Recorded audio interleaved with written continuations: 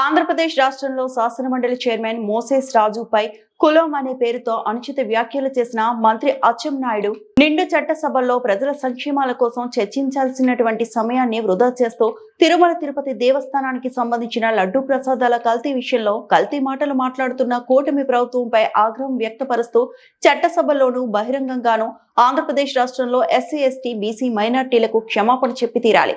YSR Congress party SC విభాగం రాష్ట్ర అధికార ప్రతినిధి ఏగుల శ్రీనివాసులు. అందరికీ నమస్కారం. నా పేరు ఏగుల శ్రీనివాసులు, వైఎస్ఆర్ కాంగ్రెస్ పార్టీ ఎస్సీ విభాగం రాష్ట్ర అధికార ప్రతినిధి. ఇవాళ ఆంధ్రప్రదేశ్ రాష్ట్రంలో చట్టసభల్లో ప్రజా సమస్యలపై చర్చించవలసినటువంటి పరిస్థితుల్లో అచ్చెన్నాయుడు మాట్లాడినటువంటి మాటలు ఏ విధంగా ఉన్నాయో ఒకసారి ఆంధ్రప్రదేశ్ రాష్ట్ర ప్రజలందరూ చూడడం జరిగింది. అదిగాక శాసన మండలికి సంబంధించిన చైర్మన్ మోషన్ రాజుపై అచ్చెన్నాయుడు చేసినటువంటి వ్యాఖ్యలు చట్టసభల్లో చర్చించవలసినటువంటి పరిస్థితుల్లో చట్టసభలను పక్కదారి పట్టించడం కోసం తిరుమల తిరుపతి దేవస్థానానికి సంబంధించిన లడ్డు విషయాల్లో పక్కదారి పట్టించడం కోసం డైవర్షన్ పాలసీస్ కొనసాగించడంలోనూ తెలుగుదేశం పార్టీ నాయకులు అధినేత చంద్రబాబు నాయుడు గారు దిట్ట. సో ఈ పరిస్థితుల్లో అచ్చెన్నాయుడు శాసన మండలి చైర్మన్ మోషన్ రాజు గారిని కులం అనే వివాదంతో చట్టసభల్లో మాట్లాడడం చాలా బాధాకరమైన విషయం. దీనికి ఖచ్చితంగా తెలుగుదేశం పార్టీ అధినేత అచ్చెన్నాయుడు ఇద్దరు ప్రజలందరి మధ్యలో వచ్చి క్రిస్టియన్ మైనార్టీలకు అందరికీ క్షమాపణ చెప్పి తీరాలి. గతంలో మాలామాదిగల మధ్య చిచ్చు పెట్టి ఎక్కినటువంటి దాఖలాలు చంద్రబాబు నాయుడు గారికి ఉన్నాయి. అదేవిధంగా ఇవాళ కులాల మధ్య చిచ్చు పెడుతూ సంక్షేమ పథకాలన్నింటినీ పక్కదారి పట్టించడం కోసం డైవర్షన్ పాలసీస్ చంద్రబాబు నాయుడు చేయడం చాలా బాధాకరమైన విషయం. ఒక వ్యక్తి నీ మతం ఏది, క్రైస్తవ మతం కాదా అని చట్టసభల్లో వ్యాఖ్యానించడం, రాజ్యాంగాన్ని అనుసరించవలసినటువంటి చట్టసభల్లో రాజ్యాధికారానికి విరుద్ధంగా మాట్లాడడం ఎంతవరకు న్యాయమో ఒకసారి అచ్చెన్నాయుడు ఆలోచించాలి. అచ్చొచ్చిన డాష్ మాటలు మీరు మాట్లాడడం మానేసుకుంటే చాలా బాగుంటుంది. క్రిస్టియన్ సంబంధించిన వ్యక్తులు సమాజంలో తిరగడం దురదృష్టమా? ఎస్సీ ఎస్టీ బీసీ మైనార్టీల మధ్య చిచ్చు పెట్టడమే పనిగా పెట్టుకున్నట్టున్నారు మీ తెలుగుదేశం పార్టీ నాయకులు. మంత్రి హోదాలో ఉండి మీరు ఈ విధంగా వ్యాఖ్యానించడం మీకు చాలా బాధాకరమైన విషయం. ఇలాంటి పరిస్థితి ఆంధ్రప్రదేశ్ రాష్ట్రంలో ఎస్సీ ఎస్టీ బీసీ మైనార్టీలకు అందరికీ ఖచ్చితంగా మీరు చట్టసభలో క్షమాపణ చెప్పి తీరాలి.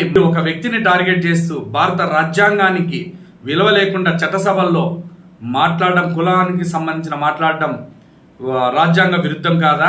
బాధ్యత, పూర్తి నైతిక బాధ్యత ఎవరు వహిస్తారు? మిమ్మల్ని మంత్రిగా చేసినటువంటి నారా చంద్రబాబు నాయుడు గారు వహిస్తారా, లేదా మంత్రి హోదాకి అనర్హుడని మీరు ఈ వ్యాఖ్యలు వ్యాఖ్యానించినటువంటి మీరు నైతిక బాధ్యత వహిస్తారో పూర్తిగా శాసన మండలి చైర్మన్ మోసేరాజు గారికి క్షమాపణ చెప్పాలి. అదేవిధంగా ఆంధ్రప్రదేశ్ రాష్ట్రంలో క్రిస్టియన్ మైనార్టీలకు ఖచ్చితంగా క్షమాపణ చెప్పి తీరాలి. కేవలం డైవర్షన్ పాలసీస్తో ఇవాళ ఆంధ్రప్రదేశ్ రాష్ట్రంలో ప్రభుత్వాన్ని నడుపుతున్నారు. మంత్రి అయినటువంటి అచ్చెన్నాయుడు మీద ముఖ్యమంత్రి ఏ విధంగా చర్య చేపడతారో చూడాలి. ఆంధ్రప్రదేశ్ రాష్ట్రంలో మాదిగల మధ్య చిచ్చుపెట్టి గద్దెనెక్కినటువంటి చరిత్ర ఉన్నటువంటి చంద్రబాబు నాయుడు గారు మీరు డైవర్షన్ పాలసీస్ కోసమే ఇవాళ ప్రభుత్వం నడుపుతూ తిరుమల తిరుపతి దేవస్థానానికి సంబంధించిన లడ్డు ప్రసాదాల్లో కల్తీ మాటలు మాట్లాడినటువంటి కల్తీ ప్రభుత్వం, కూటమి ప్రభుత్వం. ఈ కల్తీ విషయాలు బయటికి రాకుండా డైవర్షన్ చేయడమే ఇవాళ శాసన మండలిలో సంబంధం లేకపోయినా కూడా శాసన మండలి చైర్మన్ పై మీ మంత్రి అచ్చెన్నాయుడు మాట్లాడిన కులం ప్రస్తావన ఎందుకు తీసుకొచ్చారో కూడా మీరు డైవర్షన్ పాలసీస్ కోసమే కదా, కులాల మధ్య చిచ్చు పెట్టడమే కదా. చేతనైతే ప్రజలకు సంక్షేమ పథకాలు అందించండి.